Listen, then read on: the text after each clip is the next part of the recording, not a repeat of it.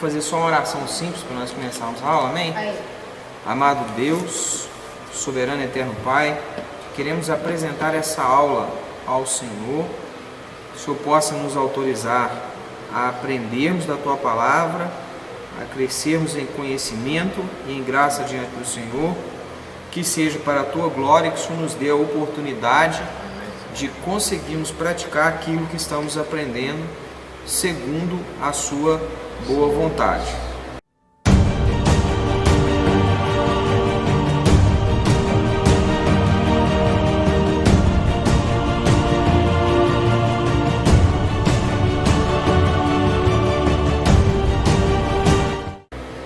Então vamos lá, Romanos capítulo 9, vai dizer assim, versículo 1: em Cristo digo a verdade, não minto, dando-me testemunho a minha consciência no Espírito Santo. Então o primeiro verso, o apóstolo Paulo, ele está trazendo a si que aquilo que ele está ensinando é de fato doutrina de Deus. Não é uma coisa que ele acha que é. É uma coisa que, de tanto examinar as Escrituras, e inclusive o Espírito Santo já tinha colocado paz no coração dele, de que de fato isso que ele vai passar nesse capítulo é verdade.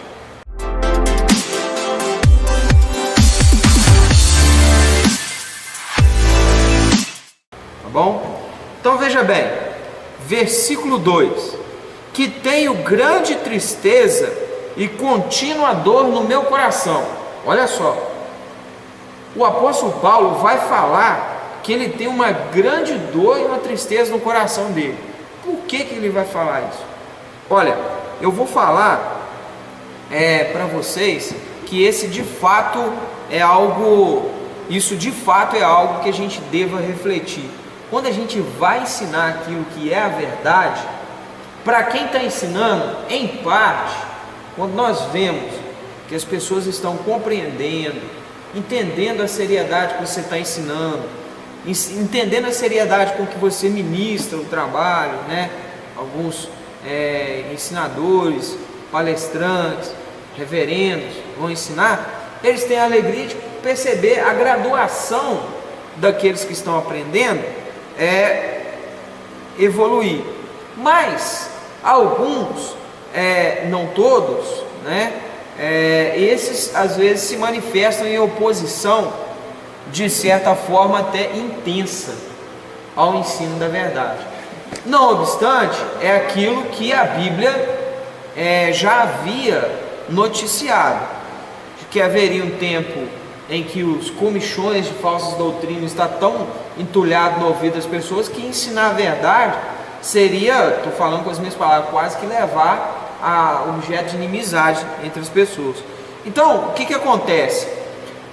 Existe, as duas esferas são extremas, de um está de fato compreendendo e recebendo com amor o ensino da verdade, e o outro lado se opõe a níveis de perseguição.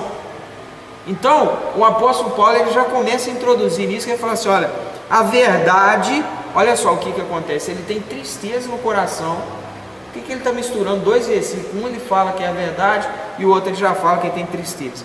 Olha o versículo 3, de Romanos capítulo 9, que estamos estudando: porque eu mesmo poderia desejar ser anátema de Cristo, por amor de meus irmãos, que são meus parentes segundo a carne, que são israelitas, dos quais é a adoção de filhos, e a glória, e alianças, e a lei, e o culto, e as promessas, dos quais são os pais, e dos quais Cristo segundo a carne, o qual é sobre todos Deus bendito eternamente. Amém. Então ele está falando que ele poderia desejar ser anátema por Cristo, por amor dos irmãos dele, né? Ele está querendo dizer o seguinte: por causa de ter amor para os irmãos dele, os parentes da carne, que são os israelitas, ele, quando vai levar a verdade para esses, que era para entender muito mais facilmente do que os próprios gentios e aqueles que não entendem, porque eles já têm todo um aparato de Antigo Testamento, eles já têm todo um cabedal de informação que já vem com eles. Olha só, orientações sobre as alianças, sobre a adoção de filho. Aqui entra um detalhe especial. O que é adoção? Adoção não é aquilo que eu escolho, mas é aquilo que eu herdo quando alguém me escolhe. Um filho adotado não é ele que escolhe a família, é ele que é levado à família para a adoção. Porque, embora muitos queiram ser adotados, não há tantos que queiram adotar. Então olha só, filhos por adoção, e a aliança, e a lei, e o culto, e as promessas, tantas coisas maravilhosas que os israelitas tinham da parte de Deus, mas mesmo assim ele acaba sendo, como diz o outro, posto como um anátema, como um maldito de Cristo, né? Mas por quê? Porque ele tem amor para os irmãos, de querer ensinar os irmãos, ele acaba se encontrando nessa situação. E olha só, não que a palavra de Deus haja faltado, porque nem todos os que são de Israel são israelitas. Olha só que interessante. Não que a palavra tenha faltado, a palavra não faltou, né? Então, quando o apóstolo Paulo ele vai trazer esse ensino, o que ele quer dizer? O apóstolo Paulo ele vai ir para muito mais além. O desconforto dele não é somente com o fato de ter alguns que não entendem o que ele está ensinando, mas o desconforto dele é o fato de ter alguns que, mesmo sendo filhos de Israel, não são israelitas. O que ele quer dizer? Ele está pregando a eleição, mas dói no coração dele saber que nem todos ali são eleitos, escolhidos de Deus. Então, duas coisas incomodam o coração do apóstolo Paulo: o fato de ter tantas promessas, tantas coisas maravilhosas, né? A lei, costumes, o culto, né? A presença da palavra de Deus, que transforma culturalmente uma pessoa, né? Olha só o que acontece.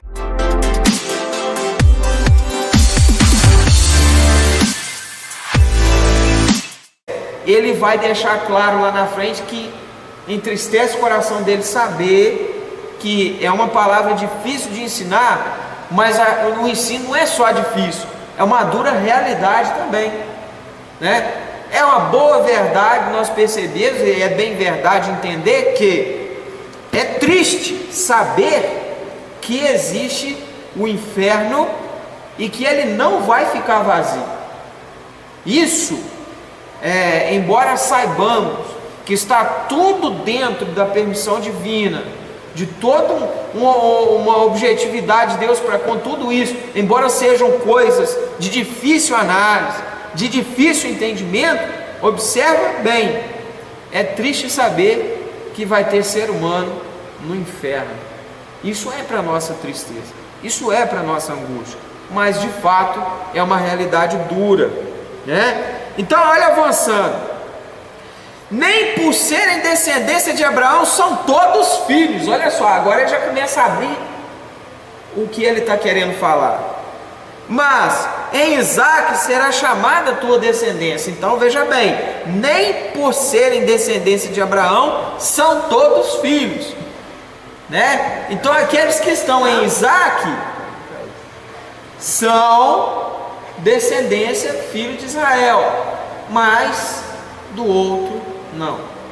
Então ele está trazendo, já buscando aonde ele vai pautar o esclarecimento, a explicação, e ele não está aqui, quando ele vai entrar nisso, preocupado se as pessoas vão achar que tem fulcro bíblico, base bíblica ou não. Ele vai trazer o levante do assunto para ele embasar o argumento dele, mas para ele já restou pacificado de que existe de fato aqueles que são escolhidos de Deus, que são eleitos de Deus, que estão em filiação por adoção, né? Na promessa que Deus fez a Abraão, promessa essa que, embora tenha sido feita a Abraão, ela já vem bem desde antes da fundação do mundo, conforme nós já sabemos, muito esclarecido, né? Lá na carta do mesmo autor, em Efésios capítulo 1, verso 4 e 5, quando ele fala que a eleição, ela procedeu, ela originou antes da fundação do mundo, pela livre escolha e vontade de Deus. Então veja bem, ele continua, né?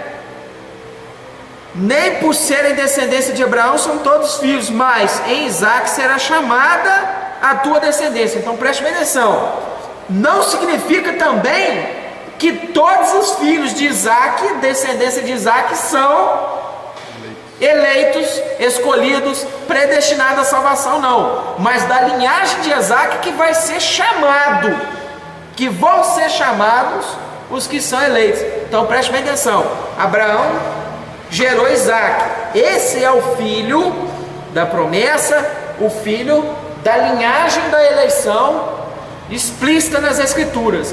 Mas o apóstolo Paulo fala que não é todos não, é aqueles que estão na linhagem, mas eles serão chamados da linhagem ainda. Então haveria aqueles que são descendentes de Isaac, mas não são eleitos. Isso, olha só como que ele vai aumentando a gravidade da explicação. Verso 8, isto é, não são os filhos da carne que são filhos de Deus, mas os que são filhos da promessas, não contados como descendência. O que ele está querendo dizer? Olha, pode haver aquele que é filho na carne de Isaac, que é filho na carne de Abraão, mas nem todos os que são filhos de Abraão e filhos de Isaac são os filhos de Deus. Paulo, com muito brilhantismo, ele vai levar a procedência do texto a explicar o seguinte: o judeu, por ser judeu, ele já acha que é salvo. E aí Paulo vai falar que ele precisa de Cristo. Ele vai chegar lá. Ele está levantando a carta aos romanos, mas aos irmãos em Cristo de Roma. Então ele vai falar que não só os gentios, mas até mesmo os que são israelitas, eles vão precisar de Cristo. Ele está falando que os que são chamados, eles vão ser chamados da descendência de Isaac. Entendeu? Lá na frente em Cristo é que, como disse Jesus na hora da festa do casamento, ele chamou os convidados. Como os convidados não vieram todos, aí ele manda chamar os que estão de fora. Entendeu? Aí ali é onde a eleição ela amplia para... Porque lá em Gálatas ele separa os dois, né? Sim, separa, mas ali ele está falando da aceitação e da rejeição. Ele vai falar da aceitação e da rejeição. O assunto lá ele cita os dois para falar de escolher um, o outro não. Entendeu? Mas o outro já está sendo posto como não no assunto. Entendeu? Ele fala de Esaú, Jacó, né? Um sim, o outro não. Entendeu?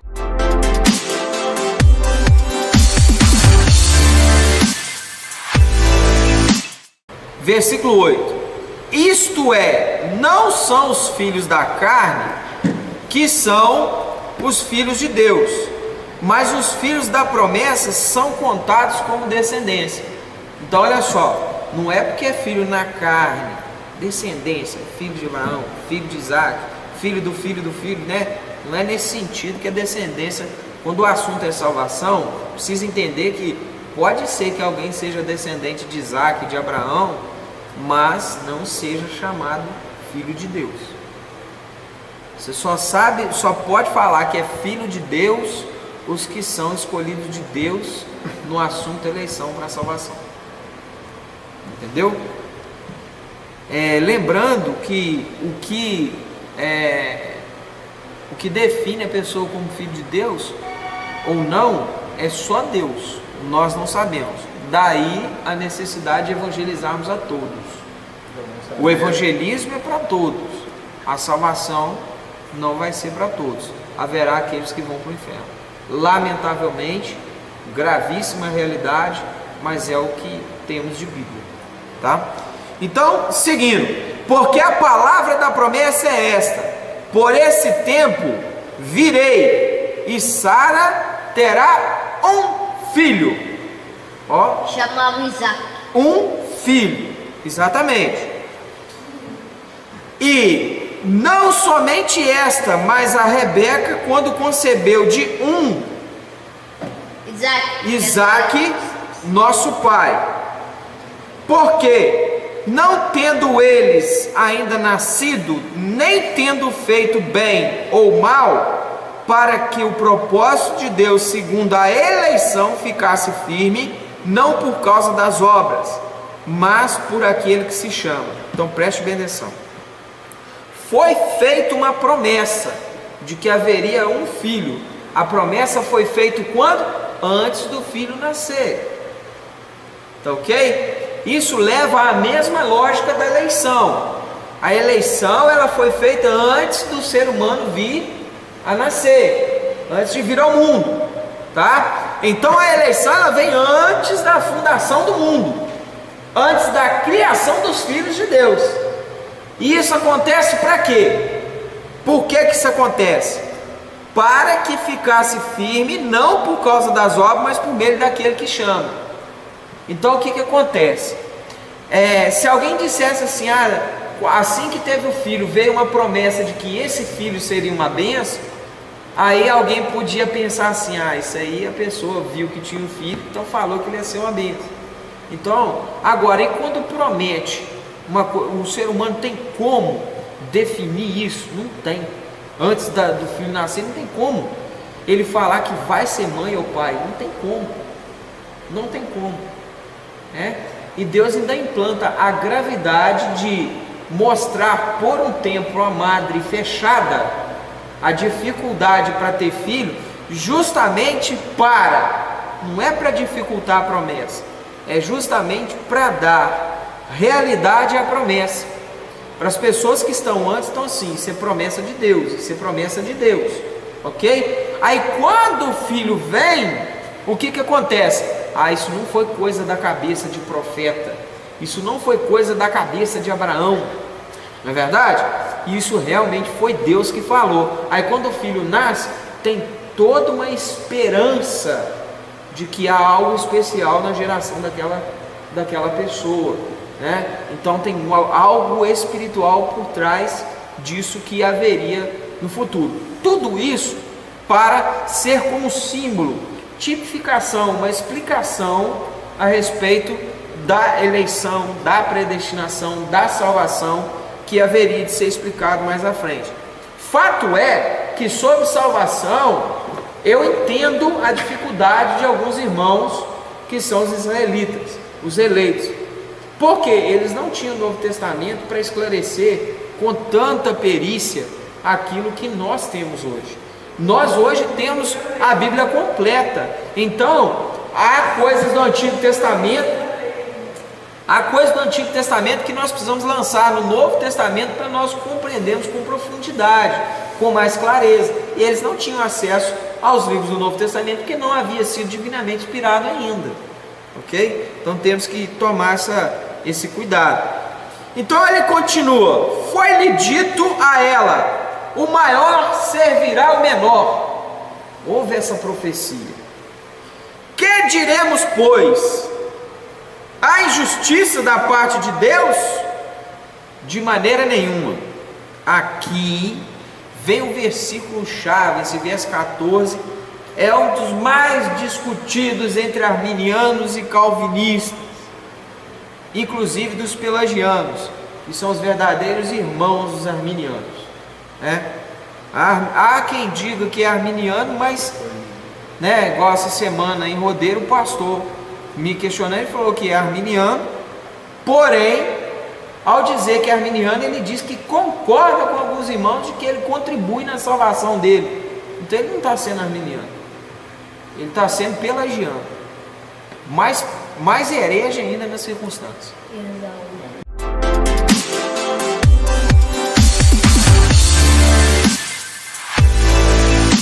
Mas vamos lá.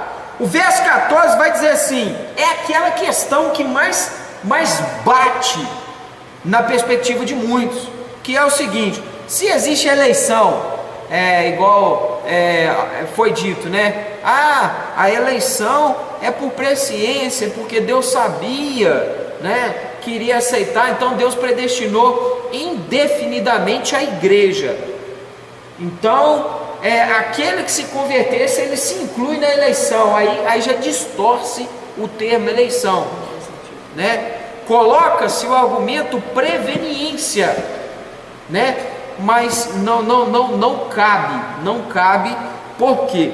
Porque olha só, alguém vai dizer assim: se Deus elege antes da pessoa fazer escolha, e a Bíblia diz que Deus elegeu antes, em Efésios capítulo 1, verso 4 e 5, Deus elegeu antes da fundação do mundo, então não é mediante a escolha do homem, é mediante a escolha de Deus, conforme ele diz, que a salvação é algo que vem por meio da fé, e isso não vem de nós, é dado por Deus. Então, como assim o homem contribui com a sua escolha, sendo que Efésios capítulo 2, verso 8 e 9 fala que a salvação, nós somos salvos, né? Somos salvos, não estamos salvos. Quem está salvo pode se perder, não. Nós somos salvos por meio da fé, e isso não vem de nós, é dado por Deus. Então, tanto a fé como a graça, que ali é trabalhado no texto, salvação, né, pela graça mediante a fé. Então, tanto a graça como a fé não vem de nós, é dado por Deus. Versículo 9 vai falar claro: não vem das obras para que ninguém se glorie. Então, já cai por terra a heresia do herege que fala que o homem contribui na salvação, que o homem trabalha para a perda da salvação. Já cai por terra tudo isso. A preveniência, já cai por terra, né? A presciência de Deus, que o texto bíblico cita, é que Deus é ciente antes, ele tem essa consciência antes, porque ele determinou e decretou isso antes. Então Deus sabe antes, porque ele decretou isso. Ele é quem dá a fé para que a pessoa venha crer. Por quê? Porque ele é quem nos elegeu, nós não nos elegemos a nós. E o fato de Deus nos ter elegido, nos ter aceitado como filhos por adoção, conforme diz o evangelista também, aí aqui vem a questão: Deus então é injusto porque elegeu um e outro não? Porque ele favoreceu um e outro não? Não, Deus não está sendo injusto. O próprio texto está respondendo ao eleger e predestinar. Por que Deus não é injusto ao eleger e predestinar? Primeira justiça que Deus está fazendo com ele, e ele vai responder um pouco à frente falando explicitamente isso. A primeira justiça que Deus está fazendo é com ele. Ele tem o direito de salvar quem ele quiser. Ele poderia não salvar ninguém. As pessoas estão indo para o inferno não porque Deus não as elegeu. As pessoas estão indo para o inferno porque elas pecaram. E todos pecaram e destituídos são da glória de Deus. Então, se Deus não salvasse ninguém, se Deus não elegesse ninguém, ele não estaria sendo injusto com ninguém ao lançar todos no inferno.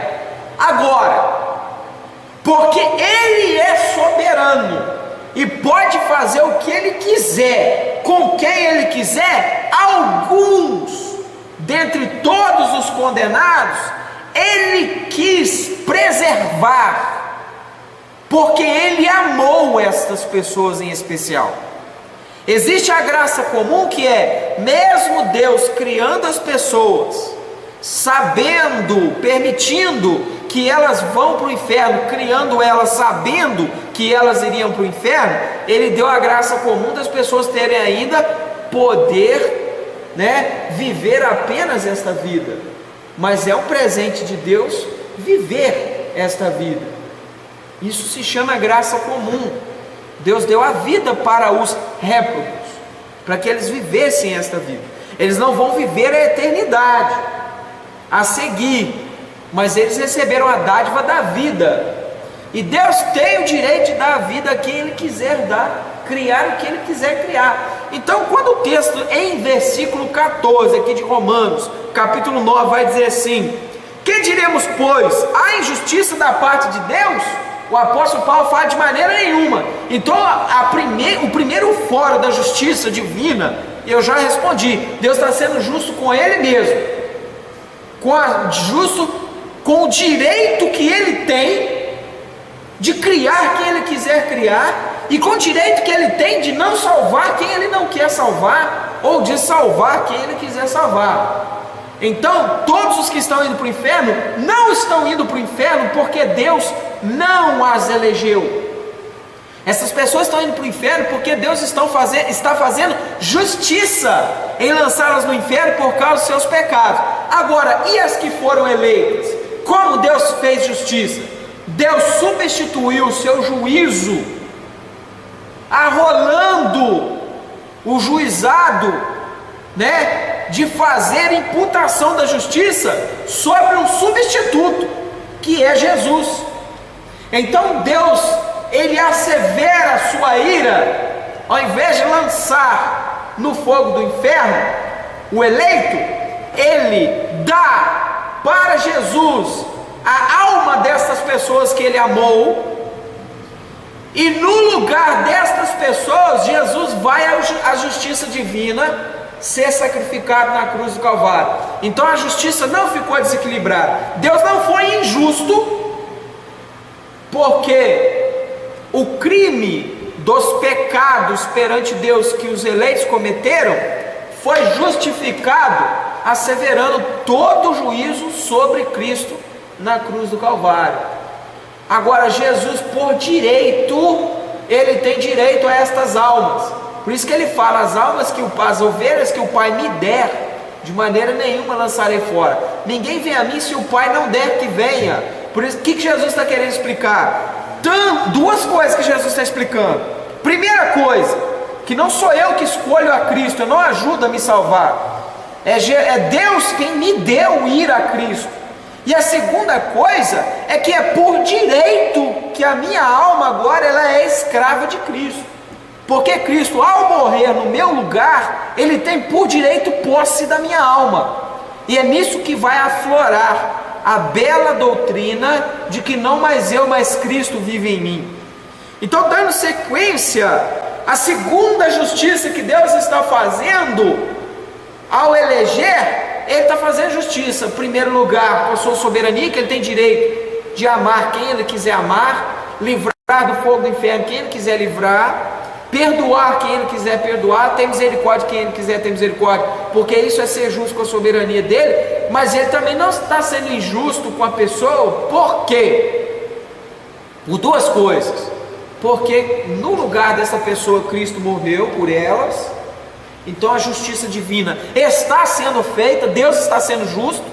E segundo lugar, uma coisa interessante deve ser observar, mesmo sendo eleito de Deus e perdoado de todos os meus pecados, porque a Bíblia diz, que o perdão do pecado está no sacrifício de Cristo, o sangue de Cristo nos perdoa de todo o pecado.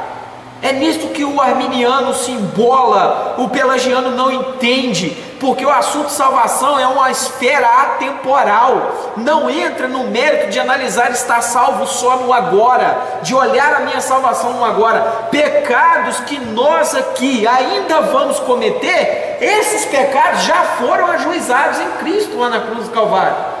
Quando Jesus morreu, Ele morreu por toda a minha vida. Então pecados que eu vou cometer não me faz perder salvação. Pecados que você vai cometer, Heber, pecados que você vai cometer, Giovanni, Vanderlei, você também, pecados que nós vamos cometer, já foram justificados na cruz de Cristo, com Cristo lá. Então, um outro detalhe, pois é, mas aí agora, como que fica? Jesus não morreu no meu lugar, mas e o que eu fiz? Agora eu devo minha vida a Deus. Eu já não era livre porque era escravo do pecado, não tenho livre-arbítrio. Agora eu não vou ser de novo, porque eu sou escravo de Cristo,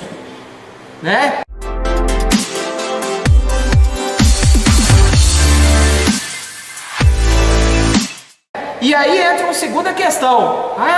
Já fui perdoado, já fui salvo, posso fazer o que eu quiser? Não, há uma ordem. Mesmo sendo eleito, mesmo sendo perdoado, há uma ordem para que nós não nos conformemos com as obras infrutuosas das trevas.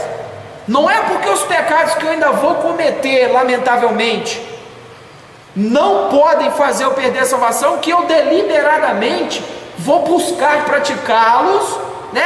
Uma vez salvo, salvo para sempre, então eu posso fazer o que eu quiser. Não, o texto bíblico não me autoriza isso.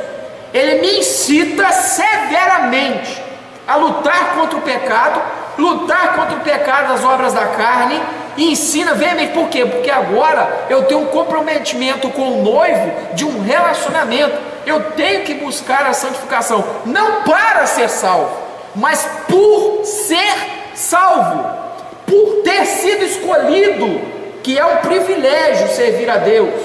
Não foi dado para todos. Jesus, quando ergueu o cálice, diz o Evangelho, a salvação, ele fala lá: esse é o meu sangue que é derramado por muitos. Ele não falou por todos. Meu sangue que é derramado por muitos. Então acontece a seguinte coisa: mesmo sendo eleito, mesmo sendo perdoado de todos os meus pecados, a Bíblia diz que eu ainda vou ser julgado segundo as minhas obras. Só que é um juízo diferente. Agora a Bíblia vai tratar, em relação ao salvo, as obras de quê? Dos galardões. É um outro assunto para falar em outro tema de outra aula, mas entenda diferente. O juízo segundo as obras para o ímpio é um assunto. Eles vão ser julgados para irem ao juízo da segunda morte, como diz lá no livro de Apocalipse. Já aqueles que estão escolhidos por Cristo, que não podem ser enganados, né, como diz o próprio texto bíblico, né? Se fosse possível, enganaria os escolhidos de Deus, né? E aí vem falar o próprio texto bíblico do livro da vida. Se fosse possível, riscaria. Então não é possível o meu nome do livro da vida, mas eu vou ser julgado segundo as minhas obras mesmo assim. Então eu despertei para a eleição, confessei a Cristo como Senhor e Salvador, fui ao batismo. Vou repetir: eu sou eleito? Ainda é necessário que eu confesse a Cristo como Senhor, porque faz parte do processo. É aquela questão que alguém vira e fala assim: se você já está eleito, então para que vai evangelizar? Para que você tem que converter? Resposta muito simples: Deus criou a semente da árvore. Para que eu tenho que plantar se ela já está predestinada a ser árvore? Porque faz parte do processo, porque Deus quer que seja dessa maneira. A eleição e a predestinação, ela é inerente à conversão. Não obstante, ela não inutiliza a necessidade do evangelismo. O próprio epístola vai dizer o seguinte: como converterão se não houver quem pregue? Ok? Então, a eleição, ela já foi predestinada, mas para aflorar e brotar, Deus já predestina também a quem te evangelizar. Predestina alguém a levar a semente do evangelho a você. Só que Deus, ao predestinar essa pessoa a fazer isso, para a conversão do tempo certo, do momento certo, da vontade de Deus, o que vem acontecer com isso? A Bíblia diz que não é eu quem convenço a pessoa da salvação, mas é o Espírito Santo. Então por isso que a Bíblia diz que haveria o batismo do Espírito Santo, para a conversão. O batismo com o Espírito Santo, em hipótese nenhuma, tem a ver com as heresias pregadas pelo pentecostalismo. Nada a ver. Nada a ver. O batismo com o Espírito Santo é aquilo que Jesus vai falar: receber o Espírito Santo. E ele fala que era necessário que ele fosse para receber o Espírito Santo. Por quê? Porque sem o Espírito Santo rompendo a nossa surdez, a conversão ela vem pela fé que Deus dá, né? A fé para crer. E quando Deus dá a fé para crer, vem um outro processo. Vem o Espírito Santo que vem desde o início da vida do indivíduo que é eleito, trabalhando o coração dele, preparando-o para a chegada do Evangelho. Então, respondendo, a eleição não inutiliza a necessidade do evangelismo. Não que Deus seja refém de alguém evangelizar para ele conseguir salvar. Tampouco Deus é refém, jamais, de alguém, pelo pelo livre-arbítrio aceitar a Deus para Deus conseguir salvar, de forma nenhuma. Filipenses 2,13, ele opera em nós o querer e o efetuar. Então Deus tanto dá a fé para crer, como põe o Espírito Santo para abrir o coração da pessoa, substituir o coração de pedra para o coração de carne, para aflorar. E da partir dali, há uma coisa interessante que a Bíblia diz: o Espírito Santo de Deus há de aperfeiçoar essa obra até o dia de Cristo. É um compromisso de Deus de nos preservar salvo e de desenvolver a nossa salvação. Quando a Bíblia vem falar de nós desenvolvermos a nossa salvação, é o Espírito Santo em pleno exercício disso.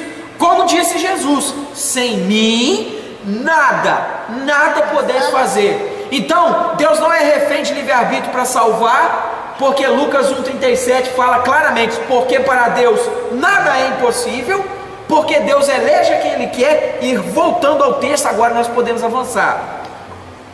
Então, que diremos, pois? Que injustiça é da parte de Deus? De maneira nenhuma. Agora o apóstolo Paulo vai enraizar o que eu expliquei.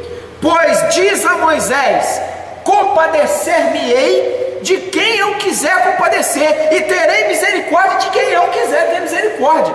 O que Deus está falando? Respondendo o primeiro exercício da justiça que eu expliquei um pouco anteriormente na aula de hoje, né? A primeira justiça que Deus está fazendo é com o direito que Ele tem de ter misericórdia de quem Ele quiser ter misericórdia, se compadecer de quem Ele quiser se compadecer. O primeiro exercício de justiça que Deus está fazendo é com Ele mesmo, de salvar quem Ele quer salvar. Ele poderia não salvar ninguém, mas falar que Deus não pode eleger alguns é entrar na esfera de falar que Deus não tem direito de salvar quem Ele quer. Se Deus quiser salvar a todos, seria bom. Se Deus quiser salvar alguns, seria bom. Se Deus quiser salvar um só, Ele seria bom. Se Deus não quiser salvar ninguém, Ele seria Deus do mesmo jeito. Ele não estaria sendo injusto, porque todos estão indo para o inferno porque pecaram, e não porque não foram eleitos. Entenderam isso? Há alguma dúvida que eu falei até aqui? Posso prosseguir? Quer perguntar? Concorda, sem corda? Né? Sem corda, né? Então olha só, os irmãos que estão assistindo o vídeo aí pela internet, quiser comentar, fazer alguma pergunta, a gente responde depois também aí pelo canal do YouTube, a aula que está sendo aberta gratuitamente aí pelo programa da Uniter. Então vamos lá, curte, compartilha, né? Ajuda aí a desenvolver esclarecimento da palavra de Deus a todos quanto a gente puder alcançar no ensino da palavra.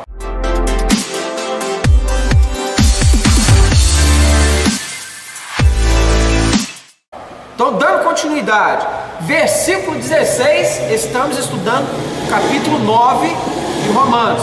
Versículo 16: assim pois, olha só, aqui pega o pelagiano e joga ele no chão, pega o arminiano e quebra ele no meio. O Titi que fala assim: Deus deu início à salvação e eu continuo, eu ajudo um pouco a Deus a me salvar, Deus fez uma coisa e eu tenho que dar manutenção na salvação. Heresia!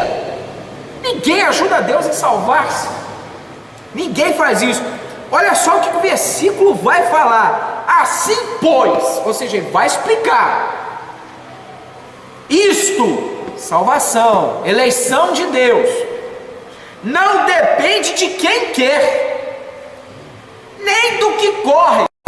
Agora, duas coisas que nós temos aqui: não depende da escolha humana, não é você quem quis, não depende de você querer.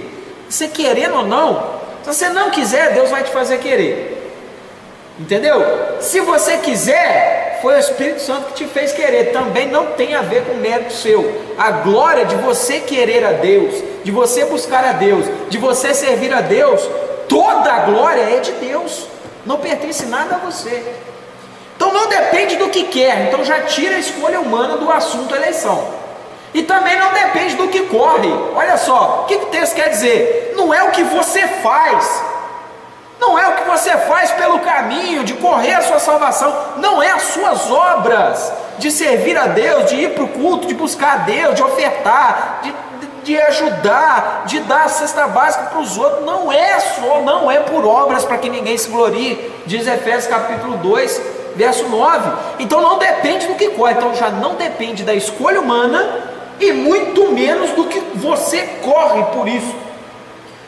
só o que o texto vai falar: mas de Deus que se compadece. Isso aqui é uma lei bíblica, máxima doutrina, explicando que a salvação é um pleno exercício do monergismo.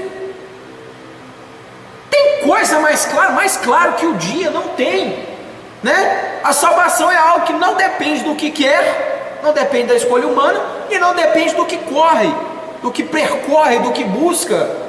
Depende de Deus se compadecer. Se Deus se compadeceu da sua vida para te salvar, se Deus te elegeu para a salvação, você vai ser salvo e pronto.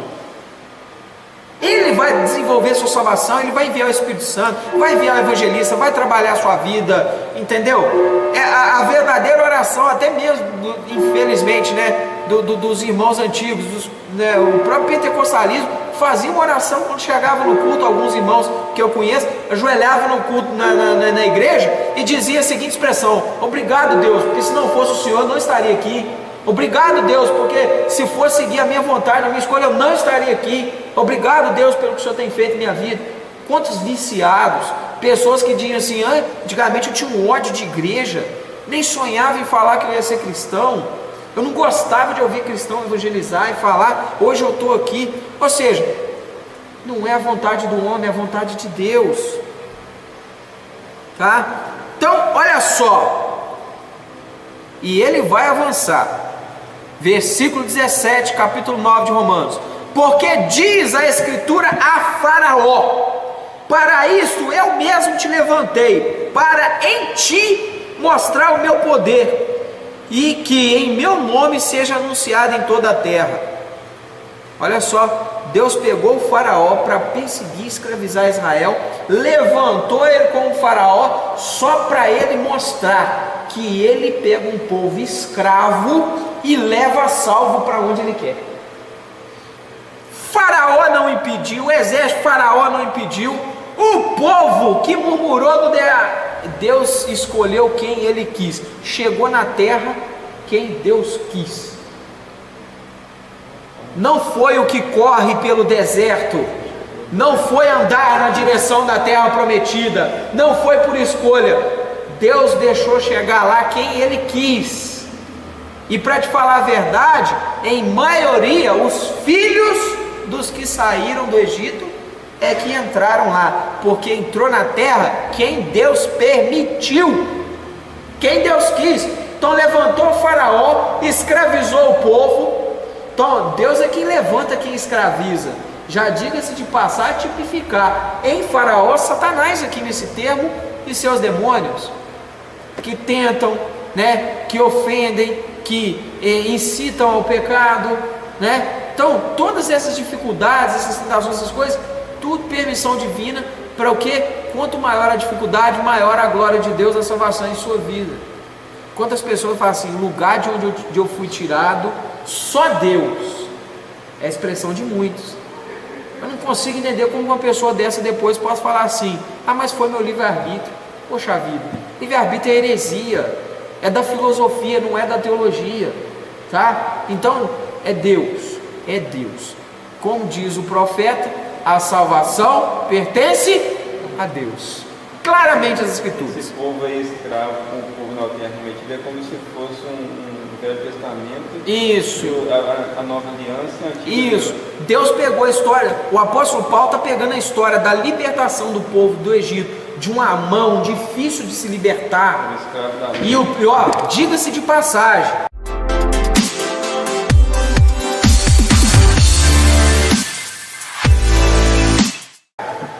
Deus confessa para Moisés que ele ia mandar Moisés, mas Deus confessa para Moisés que ele mesmo, Deus, endureceu o coração de Faraó, para Faraó não liberar o povo. Por quê? Deus queria mostrar a glória dele para Moisés e o seu povo. Então, o apóstolo Paulo brilhantemente está comparando sair do Egito para Canaã com sair desse mundo, dessa condenação para a vida eterna. Ele está fazendo esse controle aqui na condução do texto, tá? Então vamos seguir. Verso 18: logo pois, compadece-se de quem quer e endurece quem quer. quer. Aqui começa a pesar o texto. Por quê? Porque Deus dá a fé para crer para quem Ele quer que se converta. Ele compadeceu dessa pessoa, mas Ele também endurece a pessoa que Ele não quer que vá para o céu. Que isso, Flávio? Que absurdo! Você falar que Deus endurece o coração de uma pessoa que Ele não quer que vá para o céu. De onde você tirou isso? Temos base bíblica para isso. Provérbios 16, 4. Muito claramente, Deus criou todas as coisas para cumprir os seus próprios desígnios, sua própria vontade, inclusive o ímpio para o dia da calamidade, o dia do mal.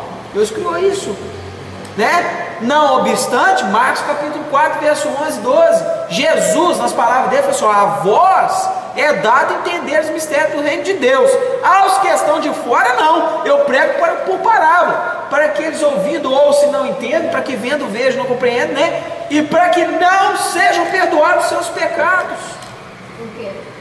Jesus pregou por parábolas, para quem Ele quer que converta, entenda, e para quem que Ele não quer que entenda, não se converta e não seja perdoado os seus pecados. Deus salvou quem Ele quis.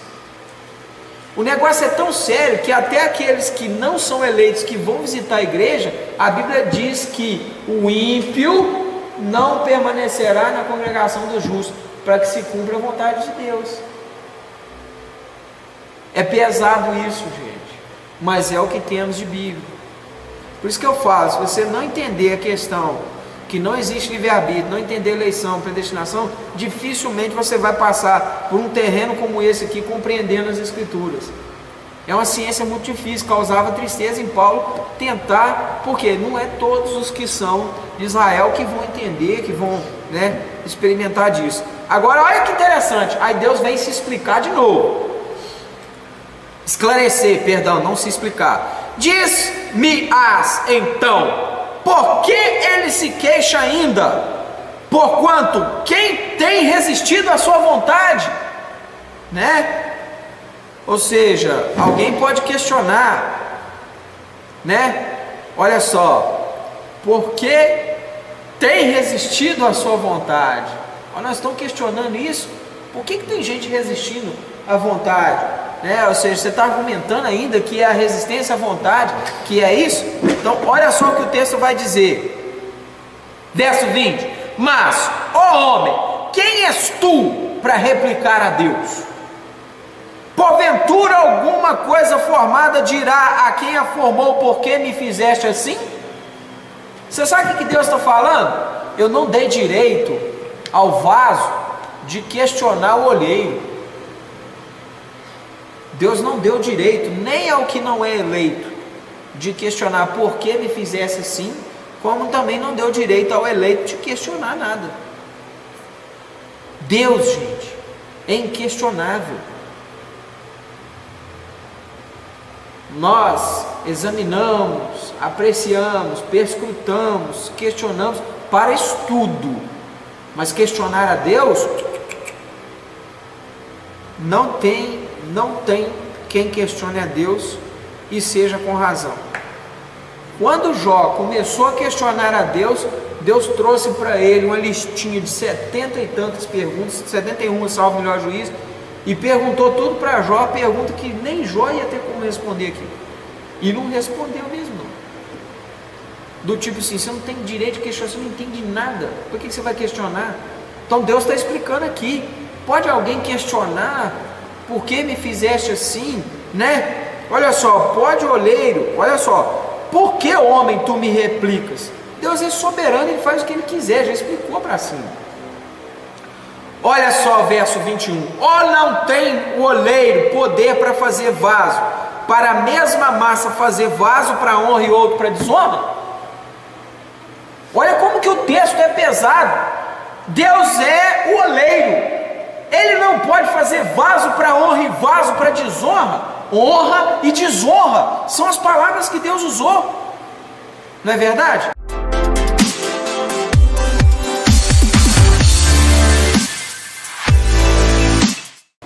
Versículo 21 de Romanos capítulo 9 está falando: não tem poder olheiro sobre o barro para da mesma massa fazer um vaso para honra e outro para desonra? Deus está usando palavras, intensas palavras, fazer vaso para honra e vaso para desonra. Gente, honestamente, eu não sei como que as pessoas elas ainda são aversas à questão da perspectiva da eleição, porque Deus ele chega a falar que é assim, pronto, e ainda vira e fala assim: você está questionando o que? Eu faço o que eu quero. Deus tá julgando no jogo aberto aqui, ó. Entendeu? Não tem como uma pessoa ir contra o monergismo e prevalecer por muito tempo dentro das escrituras. Vai viver de versículo isolado e não do contexto, como nós estamos pegando aqui, desde o primeiro versículo, estudando um versículo por versículo. É porque não foi ensinado. É aqui que nós precisamos entender a seriedade do estudo da palavra de Deus. Muitos só porque é pastor de uma igreja, ou porque é dirigente de uma igreja e já está lá há muito tempo, acha que isso em si já dá a eles a envergadura de dominante do assunto. Não, é igual acontece com o YouTube, com o Facebook, com a internet. A internet ela deu doutorado em YouTube, mestrado em Google, sabe? Bacharelado em Wikipédia. O que está acontecendo às vezes na internet ou em muitas? A pessoa, por ela estar na internet expressando suas ideias, você posta lá: não, a salvação ela pertence a Deus, o assunto é eleição, é predestinação. A pessoa vira e fala assim: mas isso é sua opinião. Aí você vira para a pessoa e fala assim: tá, explica a sua então. Eu não sei te explicar não, eu sei que você está errado. Ué, isso é ilógico,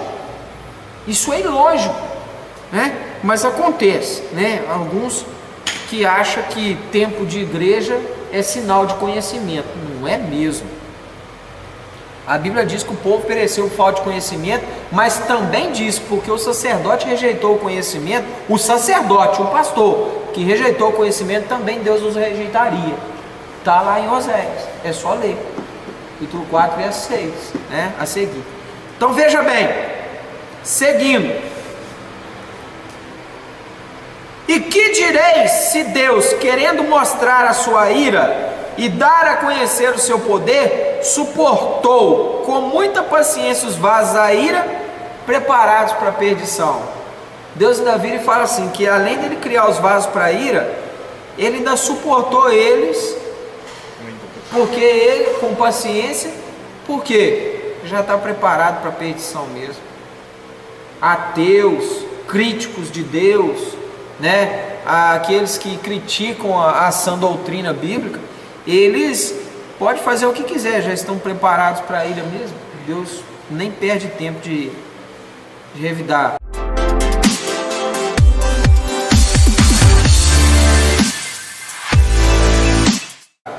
Mas olha só, verso 23: para que também desse a conhecer as riquezas da sua glória nos vasos de misericórdia, que para a glória já dantes os preparou. Mais uma vez ele está mostrando que Deus preparou essas pessoas para a glória no futuro. É Deus quem prepara as pessoas para a salvação. O texto é claro. Então, Deus, olha só o que o apóstolo Paulo está falando. Os que são vasos para a ira, Deus com paciência suportou eles, porque eles, né, já estavam preparados para a perdição. Deus criou eles já preparando eles para a perdição. Assim como Deus, para mostrar a sua glória, também preparou aqueles que iriam para a salvação, né? Preparou eles como vasos de misericórdia. É bem simples, gente. O que é vaso? É pegar um barro e ir amassando, moldando, fazer ele, preparando aquele vaso para ser um vaso de misericórdia, aonde a misericórdia de Deus encheu o vaso para que ele viesse a ser salvo. E o da ira, preparando ele para que ele viesse a ser quebrado e lançado no fogo do inferno. Palavras pesadas, mas é o que temos. Verso 23 de Romanos capítulo 9: Perdão, 24, já lemos 23. Os quais somos nós, aí ele está falando agora, igreja, né? A quem também chamou, não só dentre os judeus, mas também dentre os gentios, como também diz Oséias. Aí o apóstolo Paulo está falando, não tem aqueles que foram chamados de dentre a descendência de Isaac, né? Ou seja, nem todos os que são filhos de Isaac serão salvos. Agora o apóstolo Paulo está falando, ele também chamou, né, os que estão entre os gentios, como também diz Oséias: chamarei o meu povo ao que não era o meu povo, e a amada que não era amada. Deus falou por através do profeta Oséias, que ele chamaria de meu povo quem não era o povo de Israel, o povo dele, e ele chamaria de minha amada, que é a igreja, aquela que não era amada dele. Entendeu? O apóstolo Paulo está explicando esse versículo que está lá atrás. O que esse versículo diz? Muito claramente: o povo de Deus é quem? Israel. A amada de Deus é quem? A descendência, a eleita, né? A nação eleita. Aí ele fala que vai chamar de meu povo quem não era do povo dele, e também ia chamar de amada quem não era sua amada. Está explicado agora que haveriam eleitos fora da descendência de Israel. E sucederá que no lugar em que lhes foi dito: vós não sois meu povo, aí serão chamados de filhos do Deus vivo. Ou seja, tantas vezes Deus disse para os não eleitos fora da descendência de Israel que eles não eram o povo de Deus, agora vai ser o contrário. Nesse período que estamos vivendo, seria o quê? Que ele ia ser chamado filho de Deus, aqueles que não eram o povo dele. Versículo 27, também Isaías clama acerca de Israel: ainda que o número dos filhos de Israel seja como a areia do mar, o remanescente é que será salvo. Olha só, Isaías disse que não é todos os que são filhos de Israel que vão ser salvos. Isaías disse que é o remanescente, ou seja, é um povo que sobra de um povo, é que é os que serão salvos. E normalmente o termo remanescente, ele está ligado a uma quantidade menor, é o que sobra. A palavra remanescente é a palavra que sobra, tá? Verso 28, porque ele completará a obra e abreviá-la em justiça, porque o Senhor fará breve a obra sobre a terra. Você sabe o que Deus está querendo dizer? É o seguinte: a partir do momento em que está sendo descendência, as pessoas por fé estão esperando um Messias que viria, mas a hora que aquele Messias veio, aí o tempo já vai ser menor. A vinda de Cristo, ela já está atribuída a uma distância menor entre Cristo e o último eleito, de Cristo a Adão, porque Deus ia abreviar esse tempo. Entenderam o que eu disse? Tá? Então ele está falando que quando começar a aparecer, eu estou falando com as minhas palavras, a partir do momento que começar a aparecer eleito fora de Israel, esse período é o período que já está sendo abreviado. Entendeu? Ele não vai entregar essa eleição aos séculos por séculos, a seguir vários tempos, não. Ele abreviaria esse tempo, ou seja, os que estão após Cristo seriam em maior número, ok, para a salvação, do que os que estão anteriormente, né? Estou explicando de uma forma assim, categórica. Nós não temos uma coisa, como é que eu posso explicar assim, pelo termo abreviação, tá? É que eu estou usando a questão de maior número, menor número, é nesse aspecto. Então olha só, e como antes disse Isaías: se o Senhor dos Exércitos nos não deixará descendência, teríamos nos tornado Sodoma e Gomorra, e teríamos sido feito como Gomorra. Então o que Deus está falando? Que Deus fez uma descendência, né, para que não se tornasse como Sodoma e Gomorra, que foi destruído o povo todo. Que diremos, pois? Que os gentios que não buscavam a justiça alcançaram a justiça? Sim, mas a justiça que é pela fé.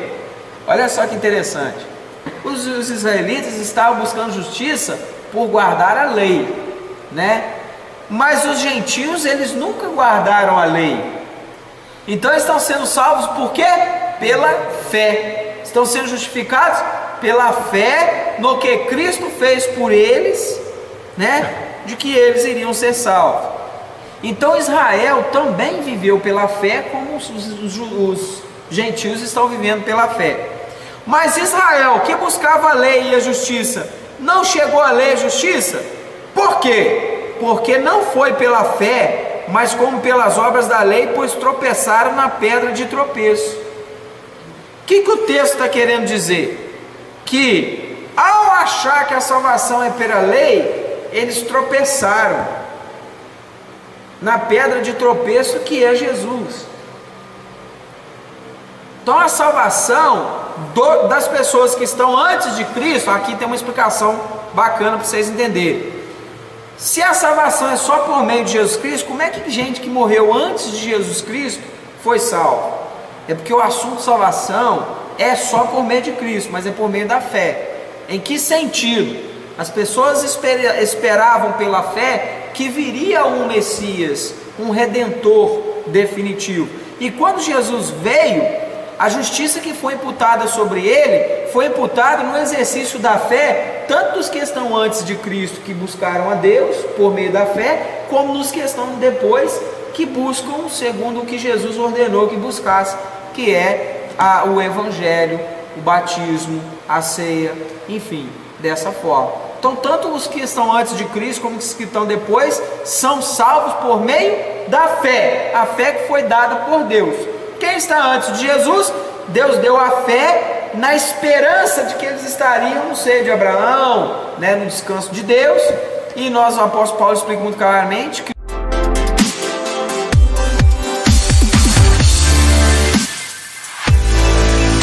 o descanso nosso não é o sábado, nosso descanso é Cristo, né? Então Jesus cumpriu a lei daqueles que buscavam a lei pela fé, como também Jesus nos deu um novo mandamento, uma nova lei: amar o próximo e a Deus como acima de tudo, né? O próximo como a nós mesmos e a Deus acima de tudo. Ao amar o próximo, eu estou guardando os 5 mandamentos inerentes ao homem, e ao amar a Deus acima de todas as coisas, estou guardando os 5 mandamentos inerentes a Deus acima de tudo. Então, o argumento do adventista, por exemplo, que você pode adulterar, e você fala não, adventista, pois é, você não guarda o não adulterar, você guarda, mas o não guardar o sábado você não quer guardar, por quê? Faz parte do mesmo mandamento. Aí você vira para ele e fala assim: deixa eu te explicar uma coisa, ao amar ao próximo como a mim mesmo, eu não adulterarei, eu já estou guardando o mandamento. E ao amar a Deus acima de todas as coisas, eu busco a Deus em todo o tempo, não somente no sábado, e o meu descanso é Cristo, né? Então eu estou guardando a lei de Cristo, né? Qual a lei que Ele nos deu? Eu vos dou um novo mandamento. Aí Ele nos deu 2 mandamentos que sintetizam os outros 10. Então eu não estou deixando de guardar os 10 mandamentos quando eu guardo os 2 mandamentos que Jesus mandou guardar. Inclusive os mandamentos que são inerentes a uma lei legalista, Jesus já cumpriu nele, na cruz do Calvário. Então eu não devo voltar aos rudimentos da lei, conforme o apóstolo Paulo explica muito bem lá na Epístola aos Gálatas. Não é objeto da matéria aqui, mas estamos encerrando.